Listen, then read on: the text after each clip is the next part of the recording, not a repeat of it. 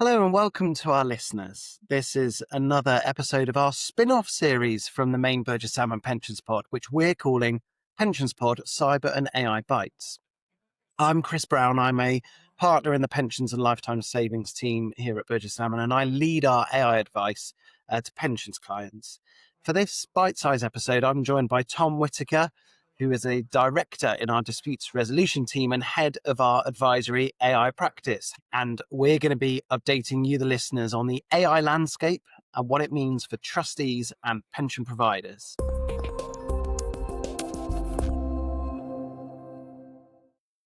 Right. Well, Tom, we've got three things we want to talk about. So let's get down to business. Number one, I suppose our first point is AI regulation continues to evolve, doesn't it? It does, and it does so at different speeds, in different places, and in different ways. And so, really, for most of the listeners, how it impacts them is going to be quite different depending on their circumstances. But there's a few big themes that we can see. So, first of all, we can see from the EU that in some ways it wants to push ahead with AI regulation and ensure that fundamental rights are respected, but also seeing that regulation is key to innovation. Because unless you have safe and secure and trustworthy AI, then there's a risk that you don't have any of the benefits of AI at all.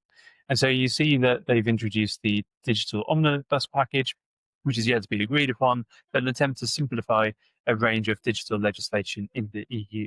There's still some uncertainty as to whether that will kick in before some of the AI Act provisions are due to kick in.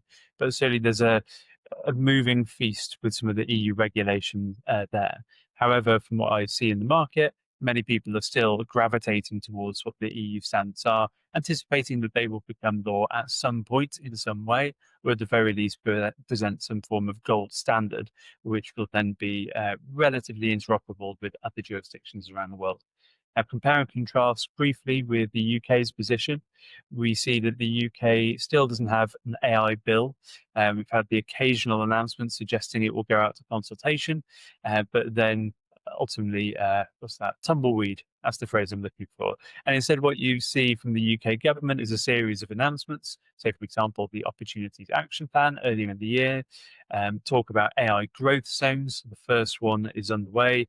There are more to come. And then also potentially growth labs, but that's subject to consultation, all about potentially changing some regulation to try and spur on innovation. And then, of course, with the UK, you have plenty of big announcements around investment, both in data centers, infrastructure, talent, access to compute, and more as well. So the UK government is taking a very different approach to all of this. But one final point on that is a point that will often be missed, is that just because there is relatively little in the form of AI specific regulation doesn't mean that there's nothing. The UK has hundreds of years of common law and other statutes which will apply and which people should be considering as well. They will apply. Yeah, absolutely. Thanks, Tom. I think that's really helpful. Also, I just want to overlay the approach in the pensions industry from the UK pensions regulator, where I suppose it's still quite minimal information that we've had from the regulator. There's no direct references to AI in the general code, but there are some indirect references. Um, and the regulator has said in its most recent corporate plan, but also in its digital data and technology strategy from October 2024, how it's using AI. But really, the most substantive comment from the regulator is in a speech from the CEO in June 2025, where she said that schemes must understand the role of AI in the industry. So clear recognition that schemes need to be taking action there, but just in a speech from the regulator. But the update for our listeners is we've recently had a little more substantive guidance on AI usage. That's the PASA guidance, which was published on the 28th of October 2025, which provides practical support for schemes, administrators and trustees to understand, and this is a phrase I've heard you use, Tom, both the opportunities and the risks of adopting AI within administration. So I think if there's any of our listeners who haven't spoken about that PASA guidance with their service providers, particularly their administrators, then that'd be a good thing to do. Right. The second point we wanted to talk about, Tom, was that AI is being widely adopted in the pensions market, although listeners will be at different stages of the sort of AI journey, won't they? Yes, absolutely. And so I will always defer to you and colleagues about what's going on in pensions markets. So I'll talk about it from a slightly higher level. So Yeah. it can be quite difficult to find comprehensive evidence-based reviews of what the current state of adoption is of AI within the market. There's a couple that I would usually go to. The first one is the Stanford University AI report, which comes out annually, which looks at a range of different topics, including say AI regulation, but one of the key topics is AI performance, and another one is about AI adoption and investment globally. And what you can see is that AI systems are improving year on year against benchmarks, often beating human benchmarks. And you also see that the level of investment and adoption continues to increase across multiple jurisdictions globally year on year. So certainly there's plenty of that enthusiasm, but also the work and effort going behind it. The second one would be, say, some sector based reviews. So there is one called Evident in the UK, which looks at financial services organizations globally, actually. And within that, you can see that there's still massive investment by multiple different financial organizations. They're reporting improved performance. They're starting to use it in customer facing applications. They're saying that there is return on investment, although the way that you compare and contrast those figures is not quite complete. So maybe you need to have a pinch of salt on that. And then you also have some other publications, such as that from UK government, about what the AI industry looks like in the UK. Slight issue with that is that there is quite a bit of a time lag. So it's usually about, I think, 6 to 9 months old by the time that it gets published. And as we know, a lot moves on in that time. But clearly, there is all this, there is a clear direction of travel. I suppose we should pick up on that point about AI hype and whether it's a bubble.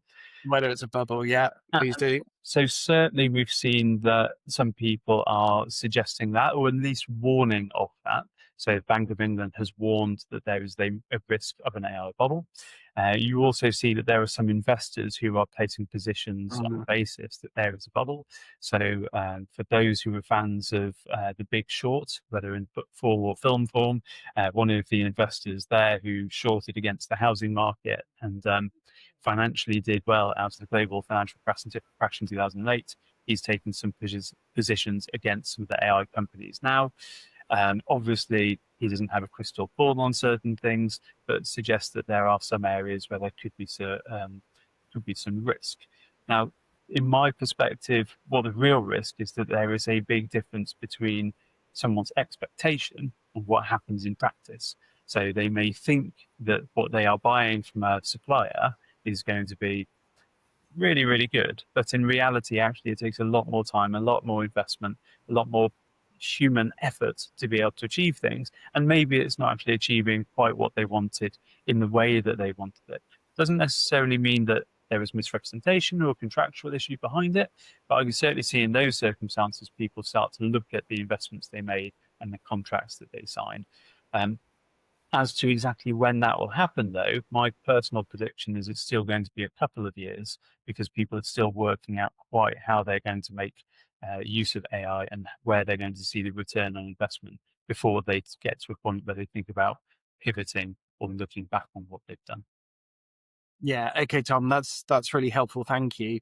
So I suppose feeding into that is, sort of anecdotally, in our pensions team, we are seeing more and more clients want to talk about AI and interested in understanding the sorts of things you've just discussed, opportunities, risks.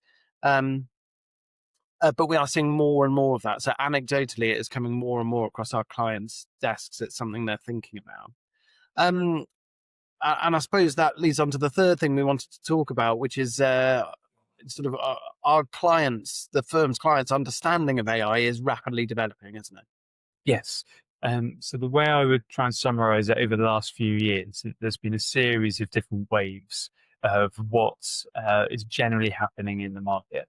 The first wave after ChatGPT was released 200 years ago was, is one of two things. Either it was real excitement, and so people wanted to play and engage, or it Yeah. was real concern and fear about potentially how others were going to use it. And so there was a quick move to then, say, ban certain applications, taking technical measures to do that, having policies to say that their employees or people that they've worked with shouldn't be using AI. Then we move through to a bit of a second phase where you start to see more tech startups making use of the foundation models. They were building applications, they were going to market, they were trying to get market share. People started to have demos. And so you started to see the market really engage with, well, what are the opportunities here? And then where are the risks as well? And so starting to get a more nuanced understanding of both of those things. What I think we've moved through to more recently, although this is really a high level generalization, is a bit of a third wave, which is that you start to see a movement away from some of those demos and some of those pilots through to the attempts at scaling some of those solutions within larger organizations. And as a result, more people within those organizations are starting to see those opportunities and risks. They're also being told to identify what their return on investment is going to be, identify what their use cases are going to be, explain how that they are making the most out of it. And as a result, they're giving much deeper thinking as to the opportunities, the risks, how you implement these things practically, how they go about their AI strategy. They also realize the issues around data, about who owns what, about the quality of data they have access to. And then they're starting to think about their AI governance as well, around policies, framework, training, regulatory horizon scanning, the contracts, etc., that they need to get to grips with as well. The final bit that I just mentioned, though, is that, from my perspective, is what's happening for clients, usually where they are some form of organization. But what we're also seeing is what's happening with individuals. And there are many people in many different circumstances who are saying that it's the individuals, the Joe Blogs on the streets, who can actually be much far further advanced in their use of AI.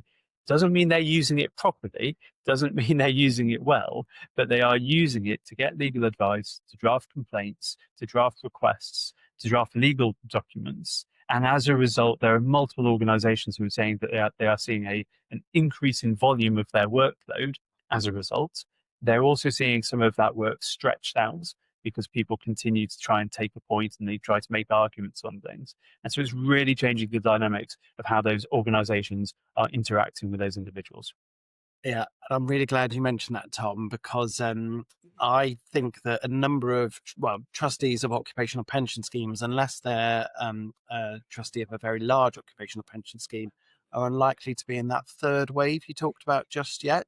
But certainly, on an individual basis, their members might be very tech savvy and be using AI, and their service providers might be in that third phase.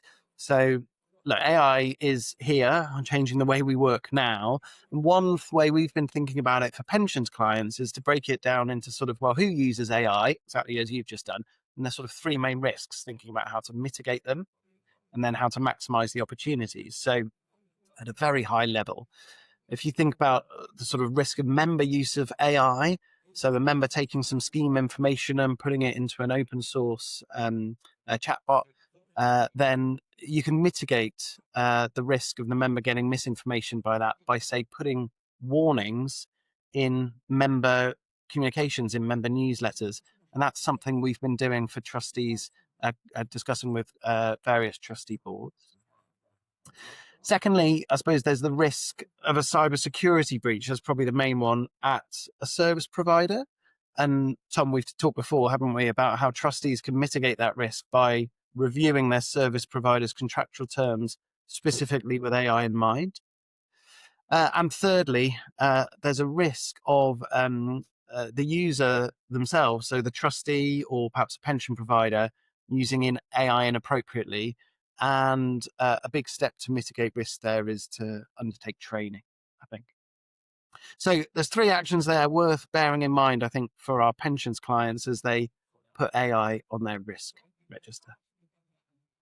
Well, that's all we've got time for, I'm afraid. Tom, it was lovely to chat again. To our listeners who might be feeling a little bit overwhelmed by how they approach AI, hopefully we've left them with some clear ideas for first or next steps.